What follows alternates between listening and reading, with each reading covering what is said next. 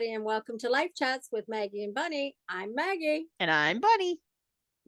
Hello, hello, hello. Today, we're going to talk about how to find calm in a world that cultivates resistance to it. It's quite a topic, isn't it, Bunny? It's a big one. It's a big one because we certainly live in a world that cultivates resistance to calm. 100%. Yeah. And even to the point of finding the words to talk about what we were going to talk about. Yes. Cultivated resistance to the sentence, cultivated resistance to this kind of topic.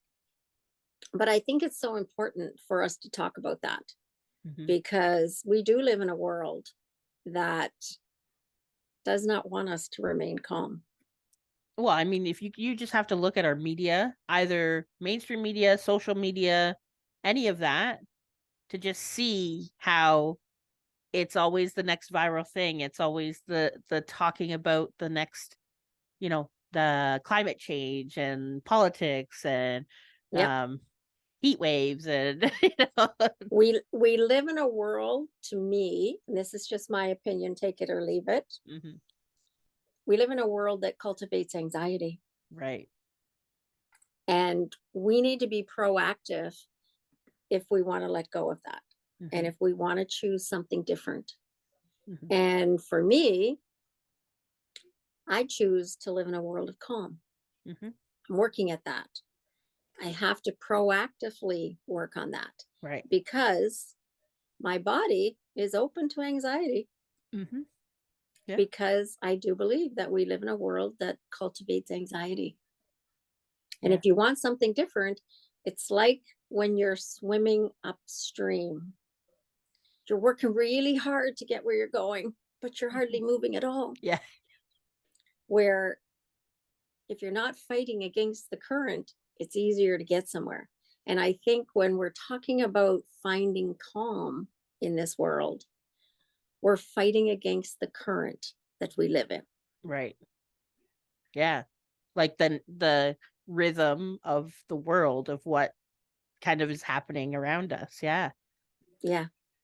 So there's some practices that I use that helps me. I'm sure there's practices that you use.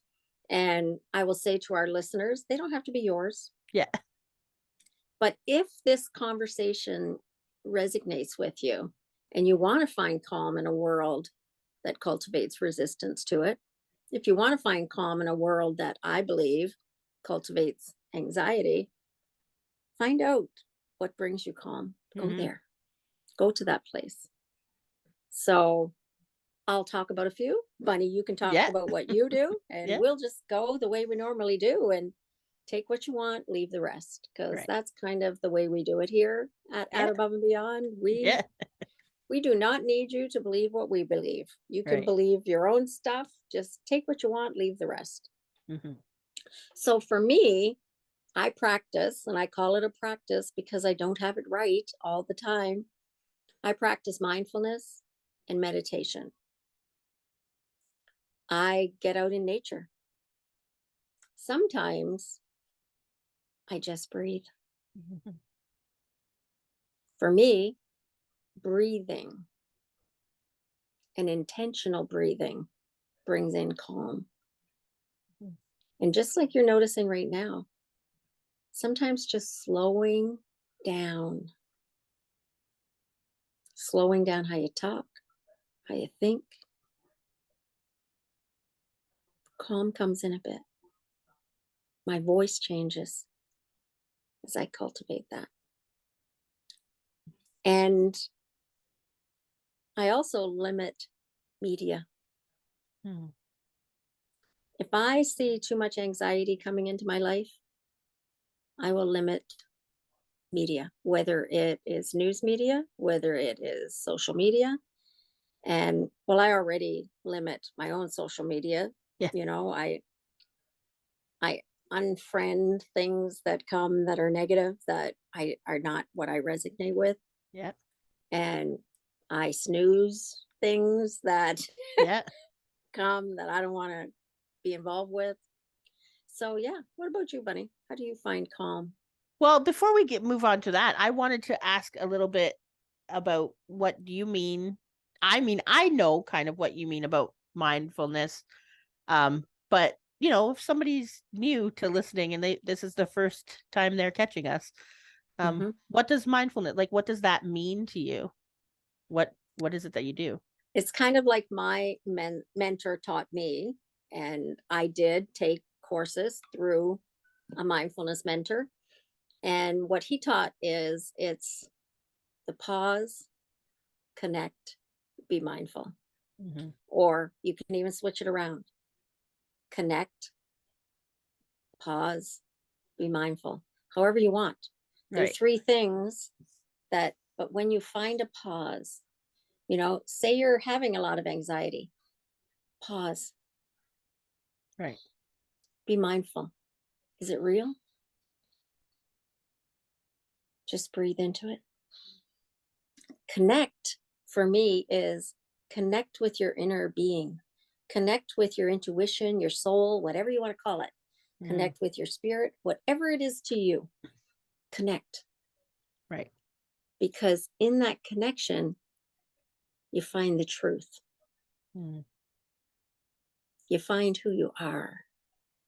And I say it's a practice because we need to practice it. The more you practice it, the better you get at it. Right. The better you get at pausing, because sometimes, say, for example, something may trigger me. The more I practice mindfulness, the quicker I can go, oh, I need to pause myself a minute. Right. It's the same as you hear all the time. If you're in somewhere and there's a heated argument, step out of it for a second. Yeah. Take a minute. Don't react to that, Right. but respond. Take a moment. And it's all the same thing. Yep. Pause, connect within, and be mindful. And for me, the be mindful is also be mindful of who I want to be. Right. And is what's going to come out of my mouth next or my thought life next aligned with who I want to be? Right. If it isn't, maybe I need to pause a little longer, Right. because the reality of it is I get to choose who I want to be, Mm-hmm. not my emotions, Right. not my thought life, not the world that is around me. Yeah. I get to choose who I want to be. And if I want to be calm, I need to cultivate that. Mm-hmm. I need to practice that. Some days I get it better than others. Yeah. Yeah. And what So does happens that on answer those? your question? Yeah, it does. And what happens on those days when maybe you didn't do it as well as you would have liked? What Well, I happens have on those learned days? over time and practice, Mm-hmm. I've learned to accept that, Yeah. to not beat myself up, Right. to say, oh, it didn't work so well. Right. Next time I'm going to know to do it differently. Mm-hmm. Next time, Right. to just let it go, to not get on the wheel of should have, could have, would have, Yeah. not to get onto that, Mm-hmm. because that hamster wheel, again, takes you nowhere. Right. For sure. You know, that hamster's not getting anywhere when it's on that wheel. It's Yeah. just doing a lot of running. Yeah. So I find the more that I give myself grace and acceptance and understanding, Mm-hmm. yeah, don't beat yourself up. Right. And I'll always think of those things like that you just talked about giving yourself grace and kind of letting yourself off the hook and knowing that it is a practice and you're not meant to be perfect at it every time. There are Right. going to be some days where you're going to be perfect at it, and those days you can pat yourself on the back. Go ahead. But in these moments, like sometimes people, I think, misunderstand what self-love or what self-care is, and forget to include the things like you just said, the things of being like, I accept that I, didn't do these things perfectly. And not even that you didn't do things, that it was good, but not as much as you wanted it to do. And maybe looking back, we can always look back and go, oh, I could have done this differently. I could have done that Mhm. differently. But then that's to then go, okay, well, I'll keep that in mind for next time. And those things are self-care. Yeah. They And are the self-love. important thing about looking back is when you're doing that looking back at how you could have handled things, you also need to remember you didn't know Right. everything that you know now. Hmm. It's like one of my favorite Maya Angelou quotes, Right. do the best you can until you know better. When you know better, do better. Right. So when you're looking back at what I didn't do right, I Yeah. didn't know Yeah. Yeah. different. I Yeah. didn't know, and that comes up with me a lot when I think back of my parenting skills when my Right. children were little. I didn't know all the things I know now. Right. I couldn't do it differently then because I didn't know. Right. And even life So, experience too. You didn't yeah. know even So just why that. would Yeah. you beat yourself up for something you didn't know? Yeah. Because I do believe that But we every do. single one of us is always doing our best. Like every single, in whatever moment, whatever that looks like. If that moment looks like you were a raging person who, I don't know, A threw raging things, Karen. yeah, yeah, said some mean things, swore, said hurtful things on purpose. If you did all of those things in that moment, that was your best in that moment. Did you act in exactly the way that you would have wanted? Probably not. Later, might you kind of look back on some of those things with a little bit of regret? Yeah. But like we said, it's something that you can learn from and go, okay, that isn't calm, that isn't peace, that wasn't as loving as I could be. I do choose to be someone. And that moment, sometimes it bothers me when people say, oh, tomorrow's another day. And I'm like, well, you could still start from right this second. Like you don't have to wait till tomorrow. You can, Yeah. sure, but you can choose that, like, up until this exact very moment, I used to be this person and I'm Hmm. going to choose something different. I used to tell my kids that even as they were growing up. Like just like you, I can look back and see some of the things that, I wish I would have done differently, but that I didn't know at the time. But I do, there were some things that I was very conscious about telling them and teaching them. And one of the thing I've always believed in redemption and people being Yeah. able to redeem themselves. And I think even though I wasn't raised religious, I do think that that is also a common theme in Yeah. most religions, is that people can redeem and in any moment, Yeah. like in And that's any the moment. reality of it and that's where the pause comes in. Right. Because even if you think of it in one of those quotation Karen situations, Yep. at any moment, if you take a pause, you can eject yourself out of that Right. and just stop. Right. Right. Even when you're in that heated moment, if you're learn how to pause, Hmm. even if you're only pausing for a breath, you can Yeah. go, whoa, and you can stop right then. Yeah. You can just change. Right. Where a lot of people think, well, I'm too far in, I can't change Yeah. now. Yes, you Yeah. can. Yeah. Yes, you can. Yeah. At any Absolutely, you second, can. 100%, you can change in any second. You can choose to, and it's more about becoming aware. Yeah. So like, the biggest things, and I mean, they talk about this in a lot of different circles, is that we have conditioning and programming that is subconscious or unconscious that we aren't even aware of. And so Yep. that is the first step. So even if as you're going to change your life to be more calm, to bring more peace, to have more loving interactions and that sort of thing. If you're listening today and you're like, yes, I want this, I want change, I want to do this, how do I do it? First step is going to be, after you decide that you're going to be not hard on yourself and you're not going to guilt trip yourself and do all that, when you give yourself some self-care and some self-love, and that is that you're going to, the first thing that's going to happen is you're going to become aware.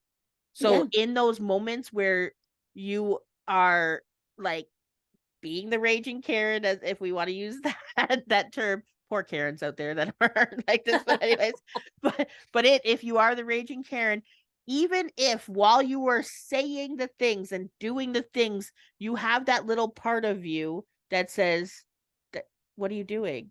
Like, what are you doing right now? Or do you want to be this hurtful? When you can make those choices, Yeah. just being aware of what you did. And a lot of times it does come to like our beliefs and our, which is the programming and conditioning of, we generally don't get to those moments, even in a trigger or whatever, without some kind of belief Right. that is in there. And it is something that, yes, that is the stuff that afterwards, when we're out of it and we can look back, we can say, the beliefs that we have in our life, are they ones that cultivate calm? Because like, I have heard the thing, would you rather be right or would you rather be happy? Because if I'm going to argue with something just because I want to show to somebody that I'm right, but at the end of the conversation I am riled up, my heart is beating Yeah. really fast, we're in a fight, I potentially could have hurt the person. Do I want that as And opposed to in being this right? world, you can certainly find a lot Right. of circumstances if that's what you want to cultivate. Exactly. You Yeah. can find a lot of Right. circumstances to do that. But like you say, it's your choice. Right. Do I want to be right or do I want to be happy? Right. Do I want to be right or do I want to be calm? Right. And yeah, there's a lot of circumstances for that, that's for sure, that And come up every day in our world. I think that also includes the conditioning and the programming of the things that, as you said earlier, shoulds and woulds and coulds, is like, I should be doing this. Like polite society dictates that I have to go here or I have to do this, even if you don't want to, even if you don't. There was something that I heard this week as well, which was, it said, to all the people pleasers out there, how many of the people in your life are pleased? And that hit so Yeah. hard for people, like when you aren't being authentically you and instead you're trying to do these things for other people, you Yeah. actually find that in most cases those people didn't even want that, or they didn't appreciate that, and then you come away with that not feeling peaceful or calm in yourself because you weren't authentically who you were. You Yep, feel that's true. resentment, you feel all these feelings behind that, and then they still aren't happy because you didn't give them what they actually wanted or needed, which is for you to be authentically who you are, right? Like, Yeah. it's a very interesting way of, looking at the things that we do and realizing that the answer to all of it is to be more authentically who you are. Like we talk about all the time with that above and beyond, how we want to inclusive, authentic, empower. These are the things that Yep. our mission is to do that. And being authentically, yes, it can be scary at first because there's a lot of things you may have hidden in your life, um and chosen to mask and be someone different to fit in, or what you thought would fit in.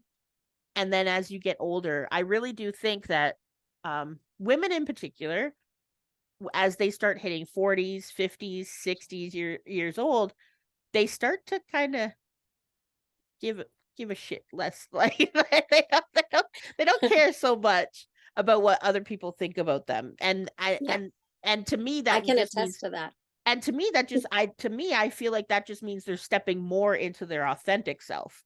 Yeah. When you no longer care what people like, you don't care, a lot of us as moms would be like, "Oh, we want to make sure that our children reflect what we are as a mother, so we have to make sure that they're acting in a certain way, because if they're not acting in a Yeah. certain way, how does it reflect on us?" And on social media, I see all the time where a parent will share a clip that they think is cute or funny, and so many people in the comments would rather tell them about how that McDonald's French fry, or the way that they're sitting in the car seat or whatever is completely wrong, or they shouldn't be letting them Yeah. play with the dog, or or you shouldn't have taken the video before you went and helped your kid, in this non-threatening, like, Yeah. it's, maybe their hand is stuck in a toy for a second, they're not in actual harm, but that, them telling them in the comments instead of the, and so now the parent has to defend these things against so many people, like the pressures nowadays, um Yeah. when you go In a into that. world that cultivates resistance to Yeah, calm. it's 100. And I know so many people who would say, but I have to do this. So that's for me a big thing that I want to say. What I do for the my calm and my peace, that's sort of what I call it, is peace, is I get to choose what I do when I do it. And I mean, Maggie can attest to this. When we have plans, both of us know that if we plan to do a Zoom on Wednesday and one of us woke up on Wednesday morning and said, you know what, I have a headache, I don't really feel it today, I'm going to have to cancel, we both give each other that grace of, yeah, that's perfectly okay. Like it's perfectly okay. Where in the past, I have felt pressure to keep commitments, to follow my word, to do the things that I said I was going to do, or to even put undue pressure on things that I thought I needed to do. Yeah. And for now, I choose my peace and my calm and go, like, if this is going to be outside of that. And that goes along and brings us right into healthy boundaries. Healthy boundaries cultivates calm. Right. Because if you don't have healthy boundaries, you're going to be, when you're in that swimming upstream, you're going to be caught by everything. Right. Because it's very easy in this world to find this person who thinks you should do this person who thinks you should do this person who says, oh, you can't do that, you can't do that, you can't do that, you can't do that, you can't do that. But if you have healthy boundaries about what's right for you, that helps cultivate calm in your life. Now, I want to remind listeners that healthy boundaries have nothing to do with the actions of the other person. Like, you're not trying to change them. Right. And you don't even have to tell the other person necessarily that they have these boundaries, that you have the boundaries. So a lot of people will be like, they would say, I'll use the example of somebody that in your life yells at you. And you don't like that. So you want to now put up a boundary about people yelling at you and that you're not going to tolerate that. You don't say to the person, I need you to stop yelling at me. What you do is know within yourself, when this person yells at me, I'm going to remove myself, however that means. If you're in person, you can leave the room. If you're on the phone, you can hang up the phone, like any of those kind of things.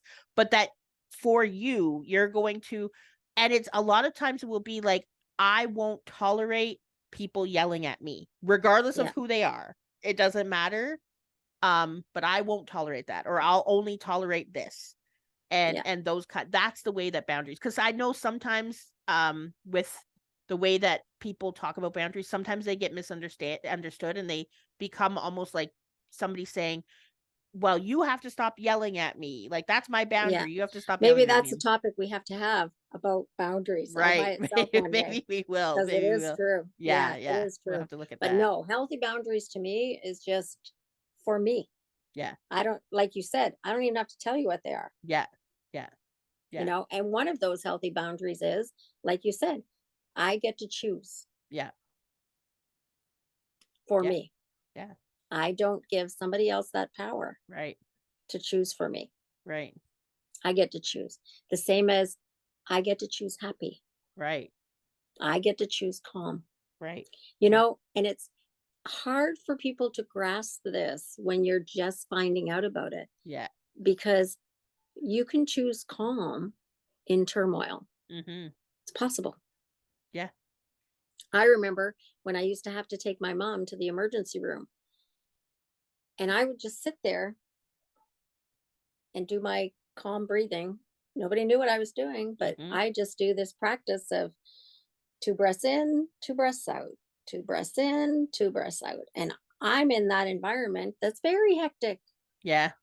But no, I'm in my little calm place. And a lot of high emotions and a lot of, everything you can feel. Yeah. So again, as a practice, through deep breathing or gentle breathing, however you want to choose to do it, you can bring about calm in a traumatic situation because you get to choose. If you choose calm, you get to choose. Yeah. I just learned a quick meditation, and it would be like pretty much what you just said. And that's where you just take your awareness. So like, the awareness, which for me is usually in my head area, my awareness. And you move the awareness to your heart as you breathe, and imagine that breath is coming in and out of your heart with a white light, and do that 3 times, and that will kind of center you in that space of your heart. Mm-hmm. And that, to me, what if I was to say, like, when I say where am I say, like, I will say, do that, put my hand over my heart. And that's where I say I am. I don't say I'm in my head, even though my Yeah. awareness a lot of times lives up there. My Yeah. soul feels like it's in my heart, and that's the soul connection. And so when I bring my awareness from my head to my heart, that's where, to me, it feels more connected to my soul and to that Yeah. space. So that's why Yeah. I That's cool. like that Yeah, one. that's true. Another way that I cultivate calm is by gratitude practices, Mm, because I find the more I am grateful for the things that I have, for the things that I am, mm-hmm, the less I care to stress about what I am not mm-hmm, or what I don't have. right. So, gratitude practices can bring on calm. Mm-hmm, They can change your whole outlook. It's sometimes just changing the way you look at something changes what it is. yeah.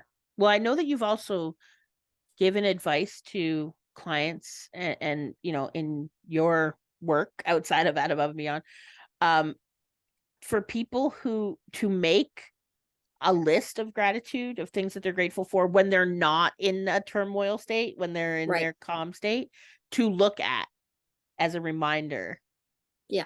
later. Yeah, and The that same as is I really tell good. clients all the time. And I remind people lots of times, so Yeah. much so that it's like a broken record with me, is we have overcome 100% of the things that we thought Right. we couldn't. Right. We have done it, Hmm. because if we didn't, we wouldn't be here. Right. 100% of those things that you thought you couldn't handle, you Yeah. did. Yeah. You did. Yeah. Yeah. So even the knowledge of that brings me calm. If Right. I'm in a traumatic situation, or if I'm in a place that's resisting calm, Hmm. I can go, and I can sit back and look at that gratitude journal if I have to, or I can just go back in my thoughts and say, I remember feeling this anxiety before and I got through it. Right.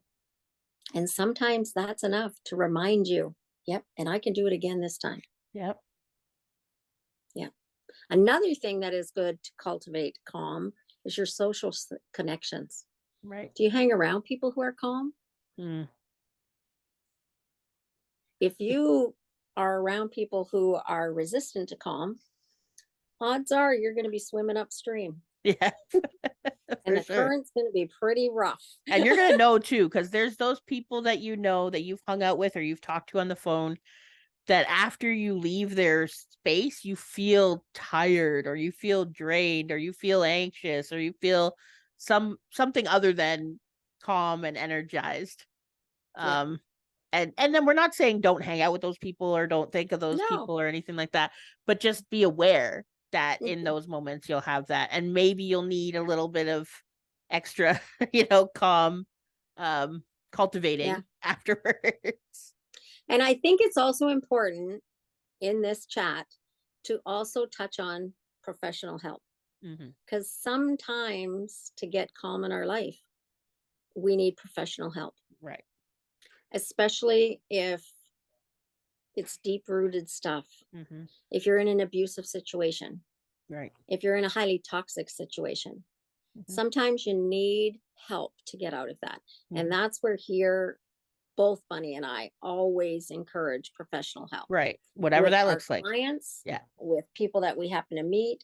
And I like to tell people there is no shame in requiring help, Any of it, whether that be ever, medication, whether that be hospital ever. stay, whether that be whatever it is, legal Yeah. help, whatever that looks like, a coach, therapist, counselor, whatever Yeah. you need at that moment, There is do no that thing. shame in requiring help Yeah. because that's what we're all supposed to be doing is Mhm. helping each other home. Right. So if you don't require help sometime, help somebody else. Yeah. But there is no shame whatsoever in requiring help. And Mhm. maybe that's where we'll leave it today That sounds is good to me. Yeah. to find your calm. Just remember it's possible. You can find your calm. Look for it. Go on that journey. Decide whether or not you want to swim upstream Yeah. and how hard you want to swim, or if you just want to hold on to a rock or sit on a rock Yeah. for a while. You Yeah. you have that choice. Yep. For sure. Yeah. So on that note, on finding your calm, how can you find us? So to find us, we're gonna do a little segue there.